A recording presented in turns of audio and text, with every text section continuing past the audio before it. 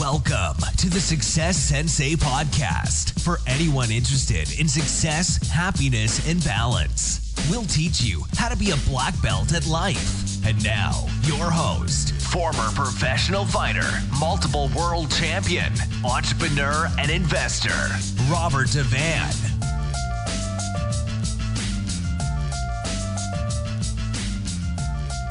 Bowing in. This is Roundhouse Rob, the Success Sensei, helping you to win at life one kick and punch at a time.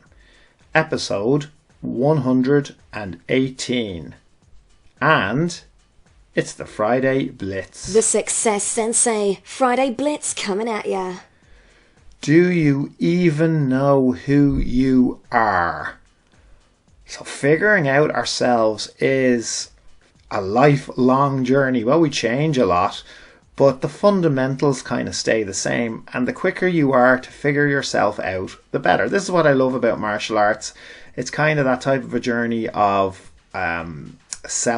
internal self-reflection and trying to figure out who you are, especially from a competitive point of view, from a fighting point of view. Before you can figure out your opponent, you really need to know yourself. You need to know what type of a fighter you are.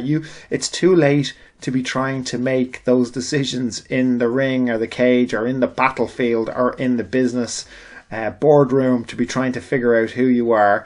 That's too late. So you need to know, especially as a fighter, you need to know, are you an aggressive fighter? Are you a defensive fighter? Are you a counter fighter? Are you gonna just charge in and use just strength and heart? Are you going to use more strategy? You need to figure out which one you are. Are you better with your hands? Are you better with your legs?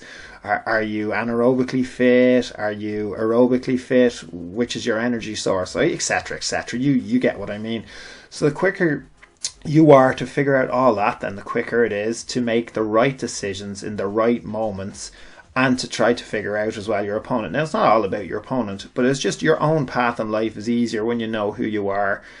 If you go to a financial advisor, excuse me, a little cold, not the coronavirus now, it's just a little cold.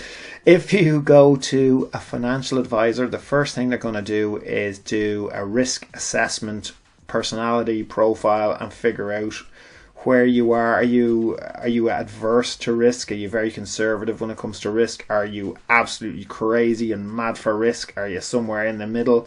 That's a part of how they're going to steer you towards your investments. So it's very, very important as well. But you don't need a financial advisor to do that. You can kind of figure that out yourself. And now, I'm not saying fall into the mistake of framing a negative personality trait and making that definitive. So I'm not saying, when I'm saying do you know who you are and figure out who you are, I'm not saying, tell yourself something negative. I am no good at DIY. So something definitive. I am no good at DIY. She could be. It's just a skill. That's not who you are. That's not what we're talking about. But definitely, even as I said about the financial advisor, knowing do you like risk? Not one answer isn't better than another. By the way, there's no winning to this now. But do you like risk, or are you more conservative? Do you like slow and steady more? Does that help you sleep at night? Or do you like the anticipation of wondering whether something has gone up in value or down in value? I have many friends who are not of an entrepreneurial nature. I have many friends who are entrepreneurs, but I have many friends who aren't of an entrepreneurial mindset. And I don't give them advice that I know would steer them down that path, because I know it would lead to unhappiness. I know they wouldn't like the stress. I know they wouldn't like the anxiety. I know it wouldn't suit them. Now, there's many ways to get to success. There's many different paths. You don't have to be an entrepreneur.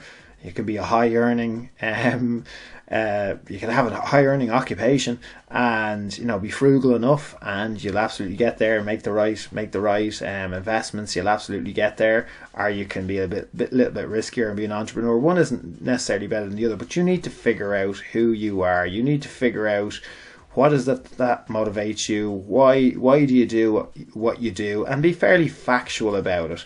But be honest.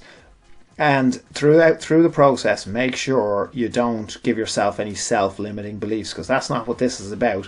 It's just knowing how you're going to to respond in certain situations. So again, back to fighting from a self-defense point of view, if you have answered the questions in your mind and trained the questions in your mind before they ever happen, it puts you way far ahead. So what do I mean by that? Well, basically, if you already know the technique in the defense against a headlock and someone grabs you and you've drilled it and you know in your mind as well as your body, because it's one thing to just practice stuff physically and not to have it ingrained automatic in your mind. When someone grabs you in a headlock, you should be able to respond. You already know what your response is, and it's the same with your personality. If you know what there's many online tests, you can do them, although I'm just saying that the personality tests online are more of an entertainment thing. Figure out the fundamentals, what it is that you stand for, what it is that motivates you, what it is that you believe. It could be politics, it can be religion, it can be aliens, it can be anything. But the more you understand yourself, the easier it's going to be for you to navigate through your life. The easier it is for you to make the right decisions at the right time based on how well you know yourself. That will bring you closer and hopefully a little bit faster towards the success that you're striving for. So do you even know who you are? As I said, we all change throughout the years and the decades.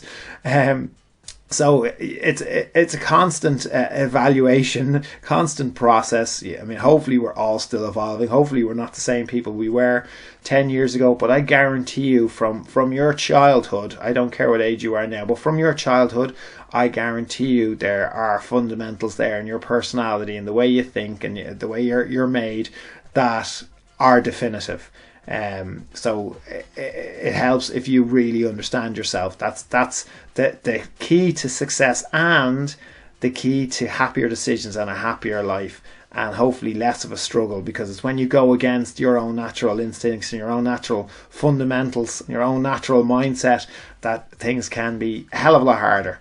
So have a think about that one. Do you even know who you are, and how could you figure out even more? How could you go on a journey of self-awareness? You don't have to go off for a year to hike in Tibet to find yourself. There's many different ways. Sports, obviously, I'm going to be a big advocate of doing sports because I think it really grounds you, and I think there's a naturalness to being exhausted because all the barriers come down, and that's when you really figure out how you work well under pressure, how you work well with others, etc., etc. Anyway, I'll leave you with that one, and I'll talk to you next week. Thanks for listening. I'm Roundhouse Rob, the Success Sensei. Life is a fight you can enjoy and win. Bowing out.